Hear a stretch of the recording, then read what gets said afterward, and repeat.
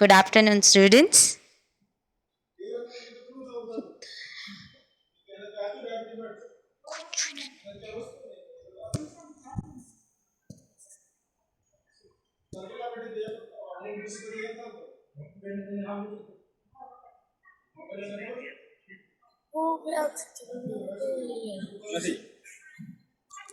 Good afternoon, everyone.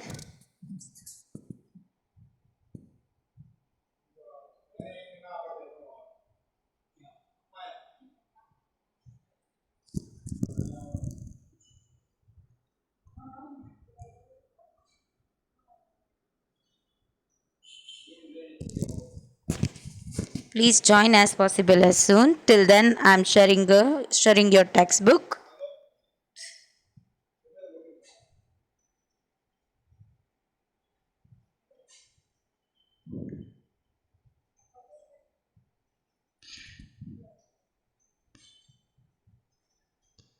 In previous lecture, we have started our unit second chapter of unit 3, which is state government and the legislature.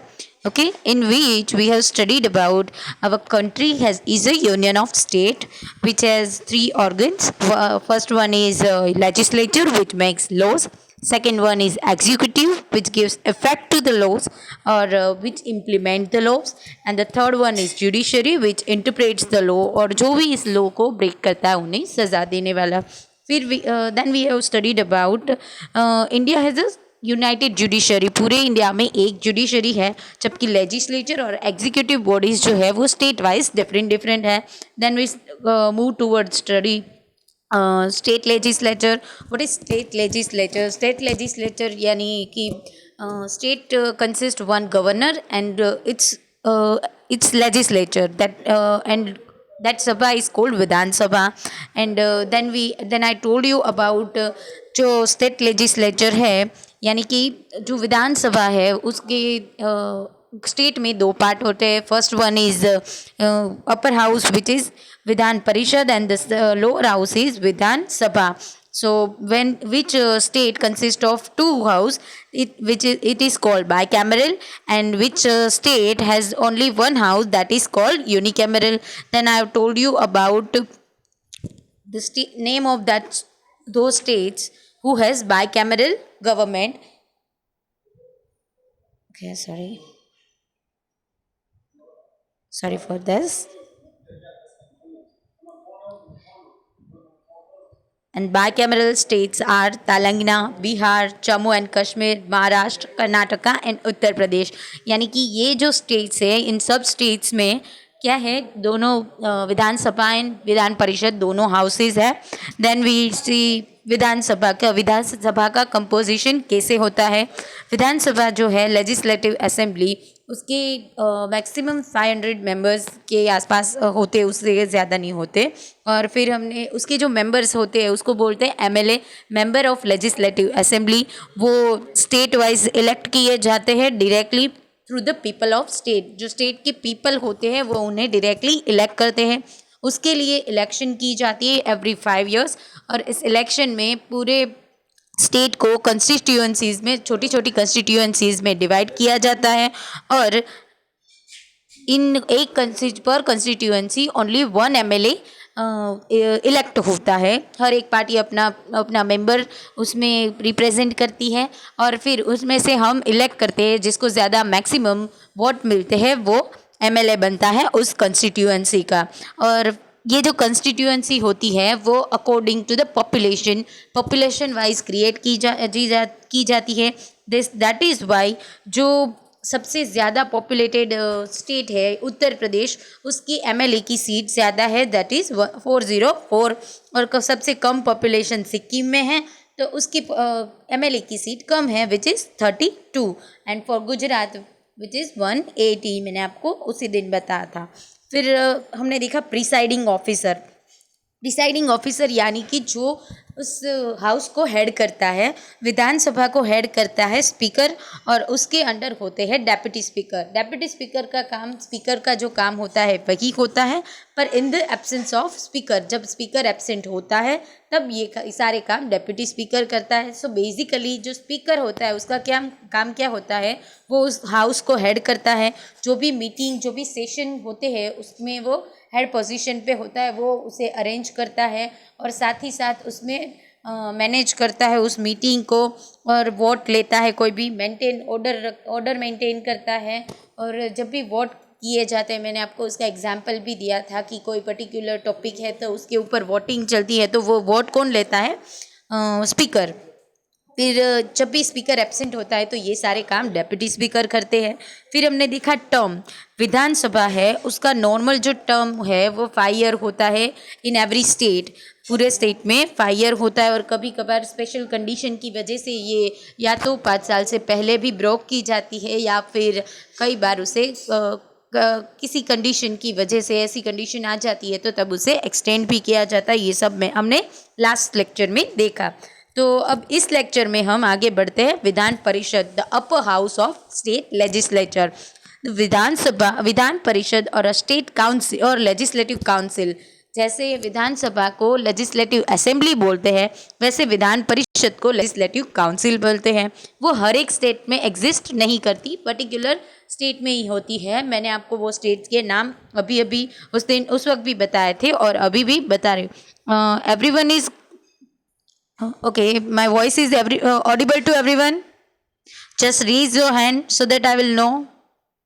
सबको सुनाई दे रहा है ना? Yes or no? Okay. Hope it is audible to everyone. So I am moving. Okay. So there is no network problem. I will carry forward. Vidhan Parishad यानी कि legislative council है, सभी states में नहीं होती, कुछ कुछ स्टेट्स में ही होती है। जो विधान परिषद है वो क्यों, मतलब किस स्टेट में होगी वो डिसाइड विधानसभा करती है उस स्टेट की। मतलब बेसिकली उस स्टेट में अपर हाउस यानी कि विधान परिषद की रिक्वायरमेंट है या नहीं, उसे जनरेट करनी है या नहीं, इसका डिसीजन विधानसभा का होता है। वो लोग उसको क्रिएट करते हैं और उसे रिमूव करना, ये दोनों राइट किसके पास होती है, विधानसभा के पास। और ये डिसीजन जो है वो बाद में अगर उन्हें बनानी है तो वो डिसीजन लेते हैं, और फिर ये डिसीजन वो पार्लियामेंट में, यानी कि हमारी जो यूनियन है, हमारी मेन पार्लियामेंट है, लोकसभा जिसे बोलते हैं, वहाँ पे भेजा जाता है और वो लोग डिसाइड करते हैं कि हाँ ये डिसीजन एग्री करना है या नहीं। मतलब पहले डिसीजन विधानसभा लेती है, वो अपना डिसीजन पार्लियामेंट में भेजती है और पार्लियामेंट एग्री करती है तो उस स्टेट में, पर्टिकुलर दैट स्टेट में विधान परिषद क्रिएट की जाती है। और विधान परिषद जो है उसका कंपोजिशन किस तरीके से होता है, तो लेट्स सी। तो विधान परिषद जो है उसके जो मेंबर हैं उसको बोलते हैं MLC, member of legislative council. वो जो मेंबर है वो डायरेक्ट इलेक्ट नहीं होते जैसे एमएलए होते थे। मतलब विधानसभा में जो स्टेट के पीपल होते थे वो डायरेक्ट इलेक्ट करते थे, करेक्ट। पर विधान परिषद में ऐसा नहीं होता। विधान परिषद में किस तरह इलेक्ट होते हैं उसके लिए आप ये डायग्राम देखिए। जो विधानसभा है उसमें 1/3, उसके पहले तो विधानसभा के टोटल मेंबर जो है वो, विधान परिषद के टोटल मेंबर जो है वो विधानसभा के मेंबर से 1/3 होने चाहिए, उससे ज़्यादा नहीं होने चाहिए। ओके, सपोज विधानसभा के 100 मेंबर है तो विधान परिषद के 33 से ज़्यादा मेंबर नहीं होने चाहिए, यानी कि उससे 1/3 से ज़्यादा मेंबर विधान परिषद में नहीं होने चाहिए। तो अब ये 33 जो है, ये फॉर एग्जांपल है, 33 होते नहीं हैं पर वो विधानसभा की सीट के ऊपर डिपेंड करते हैं। तो अब 1/3 है टोटल जो है, उसमें से 1/3 मेंबर को सिलेक्ट कौन करता है, एमएलए। विधानसभा के जो भी मेंबर्स होते हैं वो लेजिस्लेटिव असेंबली के मेंबर है वो इलेक्ट करते हैं। उसके बाकी के जो 1/3 है वो लोकल गवर्नमेंट बॉडीज़ यानी कि म्यूनसिपालिटीज़ है, जो नॉर्मल उसी स्टेट के अंदर जो भी म्यूनसिपालिटीज़ है या फिर डिस्ट्रिक्ट बोर्ड्स है जिसे हम बोलते हैं कि नगर पालिका है या फिर पंचायत है, इन सब के जो उन बॉडीज़ के जो मेंबर्स होते हैं वो इलेक्ट करते हैं, जिसे हम कॉरपोरेटर और वो सब बोलते हैं वो। और उसके 1/12 मेंबर 1/6 मेंबर है वो गवर्नर सिलेक्ट करता है। ये सिलेक्शन है गवर्नर वाला जो है वो। और ये बात मैंने आपको लास्ट ईयर जब प्रेसिडेंट के बारे में बता रही थी तब मैंने बताया था कि प्रेसिडेंट जैसे हमारी यूनियन गवर्नमेंट होती है, पार्लियामेंट होती है, उसमें हमारे प्रेसिडेंट है वो 12 ऐसे मेंबर्स सिलेक्ट करते हैं जो कहाँ से होते हैं कि सोशल वर्कर हो, किसी पर्टिकुलर आर्टिस्ट हो, या फिर पर्टिकुलर अपने फील्ड में आगे हो, जैसे साइंस के लिए हो या फिर कल्चर के लिए किसी आर्टिस्ट को सिलेक्ट करना। इस तरीके से 1/6 मेंबर गवर्नर सिलेक्ट करते हैं इन फ्रॉम द स्टेट में से ही सिलेक्ट करते हैं। 1/12 मेंबर जो है वो ग्रेजुएट्स, जो यूनिवर्सिटी ग्रेजुएट्स हो चुके होते हैं लोग पूरे स्टेट में उनमें से सिलेक्ट किए जाते हैं। और फिर 1/12 मेंबर जो है वो टीचर्स यानी कि सेकेंडरी टीचर्स जो होते हैं वो सिलेक्ट करते हैं। ओके, तो ये थी बेसिकली फॉर्मेशन ऑफ विधान परिषद। ये टोटल मिलके विधान परिषद के सारे मेंबर्स को इलेक्ट किया जाता है, कंपोजिट किया जाता है इसी तरह विधान परिषद को। सो हम एक बार फिर से देखते हैं। The Vidhan Parishad or a legislative council does not exist in most of our state. The Vidhan Sabha of any state may decide to set up the Vidhan Parishad or remove it. मैंने कहा ना कि विधान सभा जो है वो decide करती है कि विधान परिषद क्रिएट होगी या नहीं। The decision is made known to the parliament. Parliament को वो बताया जाता है and the parliament passes the law needed to give effect to decision. और इस डिसीजन को मतलब अफेक्ट करता लो पास करती है पार्लियामेंट की ये क्रिएट करनी है तो वो लो बनाती है और उसके बाद ही वो क्रिएट होती है। Then composition, the member of Vidhan Parishad are called MLCs. उसको एमएलसीज बोला जाता है यानी कि member of legislative council. The number of member in the Vidhan Parishad can not be more than 1/3 of the number of member in the state Vidhansabha. मैंने आपको बोला ना कि विधानसभा के टोटल मेंबर है उससे 1/3 से यानी कि विधानसभा के 33% से ज़्यादा मेंबर विधान परिषद में नहीं होने चाहिए। Unlike the MLAs, the MLCs are not elected directly by the people, they are indirectly elected as a followers. और जो मैंने आपको बोला ना कि जैसे एमएलए को हम डायरेक्ट इलेक्ट करते हैं, एमएलसी को डायरेक्ट इलेक्ट नहीं किया जाता है। उनको कुछ इस तरीके से इलेक्ट किया जाता है। First 1/3 of them are elected by the MLAs of a state. 1/3 जो है वो एमएलए टोटल एमएलए है वो इलेक्ट करते हैं। 1/3 are elected by the member of local government bodies such as municipalities and district boards और म्यूनसिपालिटी के जो मेंबर्स है 1/3 वो इलेक्ट करते हैं। Then 1/12 are elected by university graduates living in the states. और 1/3 जो है यूनिवर्सिटी ग्रेजुएट्स है यानी कि आप जब ग्रेजुएशन क्लियर करते हो वो भी यूनिवर्सिटी से तब जाके आप इसमें से 1/12 यानी कि जो पार्ट है उसके टोटल मेंबर के 1/12 है वो इलेक्ट कर पाते हो। Then 1/12 are elected by teachers of secondary school college and university यानी कि प्राइमरी टीचर्स नहीं, secondary school teachers plus college के जो प्रोफेसर, कॉलेज और यूनिवर्सिटीज़ के जो प्रोफेसर्स हैं ये सब मिलके 1/12 इलेक्ट करते हैं। द रिमेनिंग 1/6 जो लास्ट 1/6 है are nominated by the governor of state from among distinguished artist, authors, social workers etcetera. ये जो अलग अलग में अपनी अपनी फील्ड में काफ़ी नाम कमा चुके लोग होते हैं, जैसे कि आर्टिस्ट होते हैं, ऑथर होते हैं, सोशल वर्कर्स होते हैं, कोई साइंटिस्ट होता है या फिर स्पोर्ट्स पर्सन होता है, इन सबको इलेक्ट किया जाता है, सिलेक्ट किया जाता है बाय द गवर्नर इसे इलेक्ट नहीं करता, गवर्नर सिलेक्ट करता है और बाकी जो सारे हैं वो सब इलेक्ट किए जाते हैं। आई होप आपको सिलेक्शन और इलेक्शन में फ़र्क तो पता ही होगा।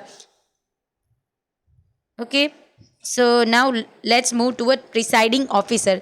जैसे हमने विधानसभा में प्रिसाइडिंग ऑफिसर देखा था कि विधानसभा में प्रिसाइडिंग ऑफिसर कौन होता है,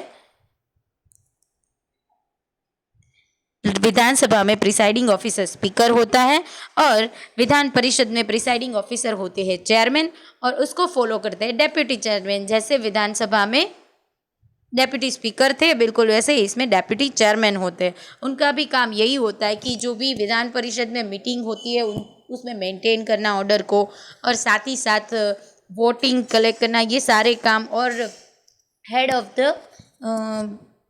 ऑफ द काउंसिल वही होते हैं। और जब भी चेयरमैन एब्सेंट होते हैं तो ये सारे काम किसके होते हैं? डेप्यूटी चेयरमैन के। अब टर्म, वैसे तो हर इंडिया में हर किसी की टाइम पीरियड 5 ईयर है। मतलब अगर हम पार्लियामेंट देखें या फिर हम विधानसभा देखिए, म्यूनसिपालिटी देखिए, ग्राम पंचायत की इलेक्शन देखिए, इन सब में टर्म पीरियड 5 ईयर है। But in Vidhan Parishad it is different. Vidhan Parishad जो बॉडी है वो डिसॉल्व नहीं होती कभी, यानी कि जैसे कैसे विधानसभा हर 5 साल में पूरी डिसॉल्व हो जाती है और नई हम क्रिएट करते हैं, विधान परिषद में ऐसा नहीं होता। विधान परिषद में एवरी 6 ईयर एक मेंबर होता है, उसका टाइम पीरियड 6 ईयर का होता है। और जो विधान परिषद के मेंबर होते हैं वो 2-2 साल के बाद रिटायरमेंट को लेते हैं, एक साथ नहीं होता, वो 2-2 साल के बाद रिटायरमेंट लेते हैं। और हर एक मेंबर को 6 साल का टर्म मिलता है। Okay, so presiding officer, the member of the Vidhan परिषद elect a chairman and deputy chairman from among themselves. उन्हीं में से किसी एक को चेयरमैन और डिप्यूटी चेयरमैन बनाया जाता है। In the chairman's absence the deputy chairman presides. और चेयरमैन की एब्सेंस में हेड कौन करता है? Deputy chairman. अब term, the Vidhan Parishad can not be dissolved, hence it is permanent body. Vidhan Parishad permanent body है, इसलिए वो डिसॉल्व नहीं होती। 1/3 of its member retired every 2 years and new member are elected to the empty seat. जो 1/3 member होते हैं वो 2 साल बाद, 2-2 साल बाद क्या होते हैं? रिटायर होते हैं, और नए नए नए मेंबर, मतलब हर बार इलेक्शन कितनी की होगी? 1/3 की। Every member serves for a 6 year, और हर एक पर्टिकुलर एमएलसी को 6 ईयर का टर्म मिलेगा। अब फंक्शन ऑफ स्टेट लेजिस्लेचर, जो स्टेट लेजिस्लेचर है उसका मेन फंक्शन बेसिकली क्या है? तो मेकिंग लॉज, जो लॉ है वो स्टेट में लॉ बनाना, जैसे कि, और उस लॉ को अप्लाई करना। जैसे कि 2 टाइप के वो उन लोगों को लिस्ट होती है, उन लिस्ट के अकॉर्डिंग उन्हें लॉ बनाना होता है। First one is state list and the second one is concurrent list. State list यानी कि जो स्टेट के कंसर्न जो भी काम होता है, जैसे कि एग्रीकल्चर है, लैंड का रिलेटेड रेवेन्यू है, पब्लिक की हेल्थ है, लॉ एंड ऑर्डर मेंटेन करना है, पुलिस का काम है, ये सारा काम किस में आता है? स्टेट लिस्ट में। तो इसके रिलेटेड जो भी लॉ होंगे वो काम स्टेट लिस्ट के अकॉर्डिंग वो लोग लॉ बनाएंगे। And the second one is concurrent list. Concurrent list में क्या होता है? जैसे कि इलेक्ट्रिसिटी है, एजुकेशन है, फैक्ट्रीज है, मैरिज, डिवोर्स, ये सारे जो इस सब के रिलेटेड जो भी लॉ होंगे वो लॉ कौन सी लिस्ट में आएंगे? कोकरेंट लिस्ट में। सो बेसिकली ये दोनों लिस्ट को लेकर लॉ बनाने का काम होता है स्टेट लेजिस्लेचर का। और लॉ बनते कैसे हैं इसके बारे में ब्रीफ मैंने लास्ट ईयर आपको थोड़ा बहुत बताया था, अभी आपको डिटेल में समझाती हूँ कि जो लॉ होता है उसके पहले बिल, कोई प्रपोजल होता है, उसको ये जो भी लॉ होता है उसके प्रपोजल के लिए एक नया पहले से बनाया जाता है जिसको बोलते हैं बिल। और उस बिल को हाउस में इंट्रोड्यूस किया जाता है, पहले लोअर हाउस में, यानी कि लेजिस्लेचर जो होते हैं हमारी विधानसभा, उसमें इंट्रोड्यूस किया जाता है। फिर वोटिंग होती है, वो वोटिंग कौन कलेक्ट करता है? चेयरमैन तो विधान परिषद में होगा, विधानसभा में जो भी स्पीकर होगा वो उसे वोटिंग कलेक्ट करेगा। और मैक्सिमम वोट के साथ जो प्रेजेंट मेंबर है उसके 50% से ज़्यादा वोट अगर उसे मिलेंगे, दैट मीन्स वो लॉ पास होगा और वो बिल जो है वो पास होगा। लॉ नहीं, एग्जैक्टली बिल बोलते हैं, वो बिल पास होगा। फिर उसको सेकंड हाउस यानी कि अपर हाउस में भेजा जाता है, वहाँ पे भी सेम प्रोसीजर, यानी कि उसके ऊपर वोटिंग होती है। जो प्रिसाइडिंग ऑफिसर होता है यानी कि जो चेयरमैन होता है वो वोट कलेक्ट करता है, वो खुद वोट नहीं दे सकता। फिर वो उस वोटिंग के अकॉर्डिंग अगर उसमें भी मैक्सिमम वोट मिली तो फिर उसे गवर्नर के पास भेजा जाता है। ये थी बाई कैमरल के लिए। अगर यूनिकैमरल होगा तो उसमें सिर्फ एक ही परिषद यानी कि विधानसभा जो होगी उसमें पास होगा ये बिल, और उस बिल के थ्रू उसको वापस मैक्सिमम वोट के साथ अगर वो वोट उसको मिल गए तो गवर्नर के पास भेजा जाएगा। वहाँ पे गवर्नर वो साइन कर देगा तो वो बिल जो है वो लॉ में कन्वर्ट हो जाएगा। पर अगर गवर्नर को ये लगा कि इसमें कुछ चेंजेस की ज़रूरत है तो वो साइन ना करके वो वापस भेजेगा विधानसभा या विधान परिषद में, जो भी लेजिस्लेटिव हाउस है उसमें वापस भेजेगा। और जो मेंबर्स हैं एमएलए और एमएलसीज उसके ऊपर डिस्कशन करेंगे कि हाँ ये चेंजेस करने हैं या नहीं, वो उनके ऊपर है। और अगर उन्हें चेंजेस करने लायक लगे तो वो चेंजेस करके गवर्नर के पास भेजेगा। एंड और अगर उन्हें लगा कि नहीं ये चेंजेस नहीं करने हैं, बिल्कुल वैसे ही वापस भेज देना है, तो गवर्नर के पास ऐसे ही भेज देगा। पर जब वो दोबारा गवर्नर के पास आएगा तो गवर्नर के पास सेकंड ऑप्शन नहीं है, उसे वो साइन करना ही होगा।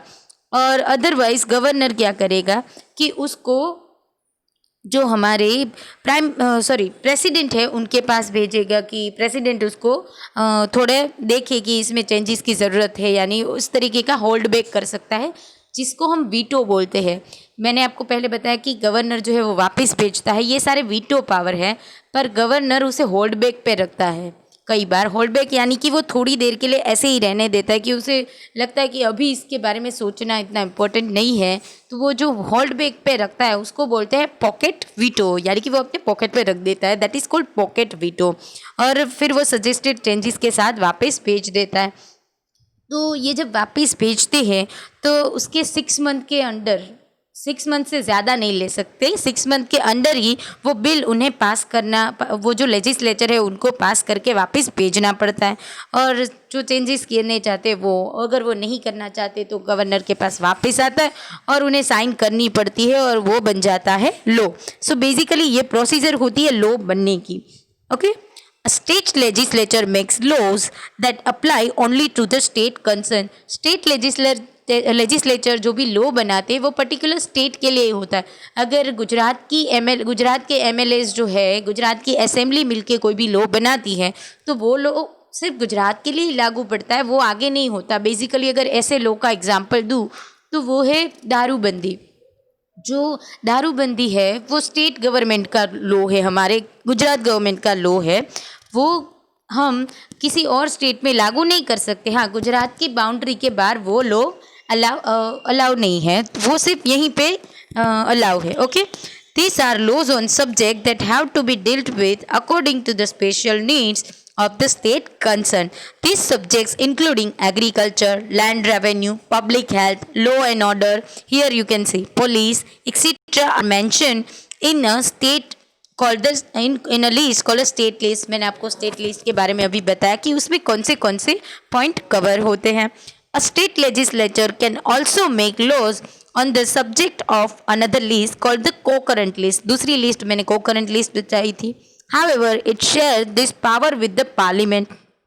और जो को करंट लिस्ट है वो पार्लियामेंट के साथ भी शेयर करती है, मतलब ये जो लिस्ट की जो भी लॉ है उसमें पार्लियामेंट इंटरफियर करती है, यानी कि हमारी union government. Okay, I know आपको कुछ क्वेरीज है, मैं आपको लास्ट में 10 मिनट्स दूंगी, तब आप मुझे पूछ सकते हैं। Okay, and the some subjects on the co-current list are marriage and divorce, education, electricity and factories. The next one is a proposal to pass a new law or to change existing one is called a bill. जो मैंने आपको बोला कि bill, जो भी law होता है उसके पहले जो प्रपोजल रखा जाता है उसे क्या बोलते हैं, bill. A bill introduced in any house of the legislature is discussed and debated in 3 stages. 3 stage में उसको डिबेट किया जाता है। Then it is put to vote, और उसको वोट के लिए पुट किया जाता है। पहले डिस्कस करते हैं फिर उसमें वोटिंग होती है। If the majority of the member present vote for the bill it is send to the other house. अगर उसमें वो फर्स्ट हाउस में, लोअर हाउस में वो पास हो जाता है तो सेकेंड हाउस में उसे भेजते हैं। मैंने आपको ये पहले ही एक्सप्लेन कर दिया। फिर it goes through a similar process, बिल्कुल इसी प्रोसेस के साथ उसे आगे पास किया जाएगा। A bill pass by the both house is send to governor for his consent, और फिर जब दोनों हाउस से पास हो जाएगा देन उसको गवर्नर के पास भेजा जाएगा। In unicameral legislature a bill pass by legislative assembly is send directly to the governor. मैंने आपको बोला ना कि बाई कैमरल में दोनों हाउस में पास किया जाता है, जबकि यूनिकैमरल में सीधा गवर्नर के पास, असेंबली में पास करने के बाद सीधा गवर्नर के पास। When the governor signs the law bill, it becomes law. जब गवर्नर उस बिल को साइन कर देता है, उस प्रपोजल में साइन कर देता है तो वो लॉ बन जाता है। Before signing a bill, the governor can return it to the legislature with suggestion, sign करने से पहले गवर्नर उसे सजेशन के साथ वापस भी कर सकता है। ये जो है उसको वीटो पावर बोलते हैं। द लेजिस्लेचर में और may not accept the suggestion before sending the bill back for the governor signature, this time the governor has to sign it. मैंने आपको बोला ना कि लेजिस्लेचर उस सजेशन को एक्सेप्ट करके फिर चेंजेस के साथ भी भेज सकता है, या फिर उन्हें लगता है कि ये सजेशन की ज़रूरत नहीं है तो वो वापस वैसे का वैसे ही भेज देता है। पर अगर दोबारा इस तरह गवर्नर के पास जाता है तो गवर्नर को साइन करनी पड़ती है, उन्हें उनके पास कोई ऑप्शन नहीं होता। The governor may hold back a bill for the president of India to consider, और कई बार इस बिल को गवर्नर क्या होल्ड बैक यानी कि स्टैंड बाय पे रख सकता है और प्रेसिडेंट की उसमें सजेशन ले सकता है। द प्रेसिडेंट में गिव हिज कंसेंट और सजेस्ट सम चेंजेस, वो अपना ओपिनियन देते हैं, अपने चेंजेस भी बता सकते हैं। The state legislature then has to pass the bill within 6 month, उस बिल को फिर स्टेट लेजिस्लेचर को 6 महीने के अंदर अंदर पास करना पड़ता है, विथ और विदाउट द सजेस्टेड चेंजेस। और उसमें भी वो अगर चाहते कि वो सजेशन उन्हें एक्सेप्ट करने हैं तो कर सकते हैं, और अगर नहीं करने तो नहीं भी कर सकते और वापस भेजते हैं तो गवर्नर को वो साइन करनी पड़ती है। अब देखते हैं क्वेश्चनिंग द एग्जीक्यूटिव। जो एग्जीक्यूटिव यानी कि जो लोग बनाते हैं उनके ऊपर भी क्वेश्चनिंग होता है। यानी कि मैंने आपको बताया था इसके जो लास्ट चैप्टर था उसमें कि रूलिंग पार्टी और ओपोजिशन पार्टी दो तरीके की पार्टी होती है। तो कई बार जो रूलिंग पार्टी लॉ लेके आती है तो उस लॉ में उन्हें लगता है कि ये बराबर नहीं है, ये ठीक नहीं है, इसमें कुछ चेंजेस होने चाहिए। तो अपोजिशन पार्टी उसमें उसके ऊपर क्वेश्चन करती है कि नहीं इसमें ये चेंज होने चाहिए। और उस वक्त या फिर उस कोई एमएलए है उसके ऊपर कुछ ऐसा है चल रहा है तो उस वक्त विधानसभा में उसे वोट ऑफ नो कॉन्फिडेंस ऐसा पास करते हैं अगेंस्ट द मिनिस्टर, किसी मिनिस्टर के against. Vote of no confidence यानी कि अविश्वास का मत, ये वर्ड आपने कई बार सुना होगा। तो क्या होता है कि सारे मेंबर्स मिलके उसके अगेंस्ट वोट करते हैं कि हाँ ये नहीं होना चाहिए, ये मिनिस्टर के अकॉर्डिंग आप इस तरीके का वर्क नहीं कर सकते, या फिर ये लो है उसके अगर अगेंस्ट जा सकते कि ये हमें मंजूर नहीं है। तो अगर मैक्सिमम वोट ऐसे मिल गए वोट ऑफ नो कॉन्फिडेंस के तो उस मिनिस्टर को उसी वक्त रिज़ाइन करना होता है। ये मतलब हमारी जो कॉन्स्टिट्यूशन है वो हमें राइट देता है, हमें नहीं एग्जैक्टली हमारे एमएलए को वो राइट देता है कि वो उनके अगेंस्ट भी जो मिनिस्टर इलेक्ट हुआ है उनके अगेंस्ट भी पूरे असेंबली अगर वोट मैक्सिमम वोट के साथ जाता है तो वो रिज़ाइन करवा सकते हैं। और कई बार क्या करते हैं जो एमएलएज होते हैं मिनिस्टर्स होते हैं उसमें रिपोर्टर्स को भी इन्वॉल्व करते हैं। और हम कई बार ये विधानसभा और लोकसभा का लाइव टेलीकास्ट देखते हैं न्यूज़ चैनल में, तो ये जब भी वो बुलाते हैं तो ये सब हम लाइव देख पाते हैं कि इसका पार्ट हम जो नॉर्मल पब्लिक है वो भी बन पाए। Okay, so there are fixed times in the daily routine of the legislature during which the members question the minister of the state executive. ऐसे कुछ टाइम में उन्हें उन्हें जब ये लॉ पास किया जाता है तब वक्त दिया जाता है कि जो भी मिनिस्टर्स है स्टेट एग्जीक्यूटिव है उनके अगेंस्ट वो जो दूसरे एमएलए है वो बोल सकते हैं। And draw their attention to the important matters, और किसी इम्पोर्टेंट मैटर के ऊपर उनका ध्यान भी खींच सकते हैं। If the minister fail to satisfy the legislature with their answers, the Vidhansabha में pass a vote of no confidence against the minister then have to resign. और कभी ऐसी कंडीशन आए कि मिनिस्टर जो है वो लेजिस्लेचर यानी कि उस असेंबली के लोग उस असेंबली को अपने आंसर देने में फेल हो जाए कि उसने ये गलत चीज़ की थी तो क्यों की थी, और वो आंसर सेटिस्फाइड ना हो तो वो विधानसभा उसके अगेंस्ट क्या करती है वोट ऑफ नो कॉन्फिडेंस पास करती है। हर कोई उसके अगेंस्ट वोट देता है, और अगर ये हो जाए तो उस मिनिस्टर को वोट ऑफ नो कॉन्फिडेंस पास हो जाए तो उस मिनिस्टर को क्या करना पड़ता है रिज़ाइन करना पड़ता है। Some time a minister invites reporter from newspaper house TV station etc. to a press conference and answer the reporter question on a particular issue। और कई बार ऐसे प्रेस कॉन्फ्रेंस बुला के कोई पर्टिकुलर इश्यू में वो अपने आंसर देता है कि अपना ओपिनियन पब्लिक को बताता है कि हाँ मेरा ऐसी ऐसी चीज़ें थी, ऐसी वजह थी, just like that. Based on what is said at the conference the reporters prepare reports which reach us through newspaper, TV, radio, etc. This is how we get to know what a minister is saying or doing about an issue। और कई बार ऐसा होता है कि वो लोग इस तरह रिपोर्टर को कोई इंटरव्यू देते हैं और उस इंटरव्यू के अकॉर्डिंग उस मिनिस्टर ने जो भी कहा उसके अकॉर्डिंग रिपोर्टर है वो रिपोर्ट रेडी करता है और अपने न्यूज़पेपर में पब्लिश करता है या फिर अपनी जो भी न्यूज़ चैनल है उसमें टेलीकास्ट करता है, जिसके थ्रू हमें पता चलता है कि हाँ इस मिनिस्टर ने ये कहा, इस टॉपिक के अकॉर्डिंग इस मैटर पे उसका ये ओपिनियन है, उन्होंने ये बताया। और इसी के थ्रू हम कोई भी इश्यू है तो पब्लिक उसके ये न्यूज़ रिपोर्टर और न्यूज़ चैनल के थ्रू हमें पता चलता है कि वहाँ पे क्या चल रहा है basically. So here this chapter is over. I'm giving you for a few minutes so that if you have any query, just raise your hand. Okay. Bolo. Anyone has any query? Just raise your hand so that I'll know. I get to know. Yes.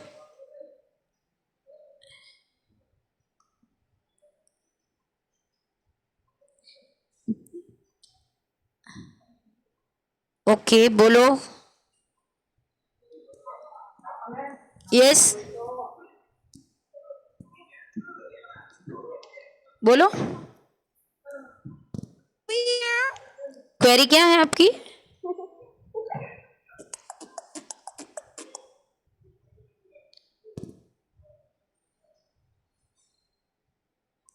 बोलिए क्या query है?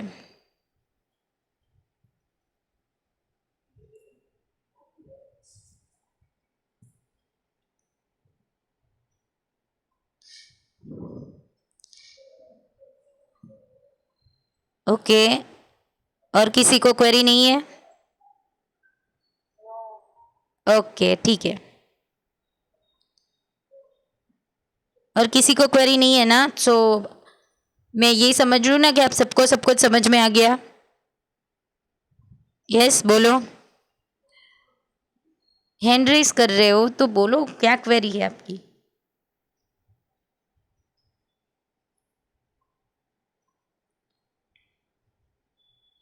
Yes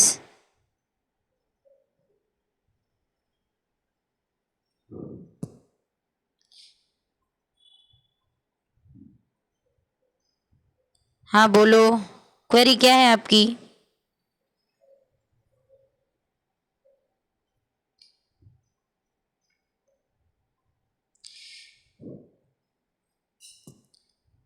okay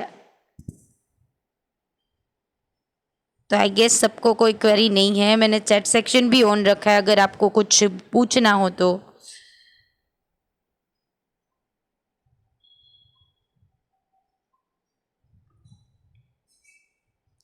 बोलो। Yes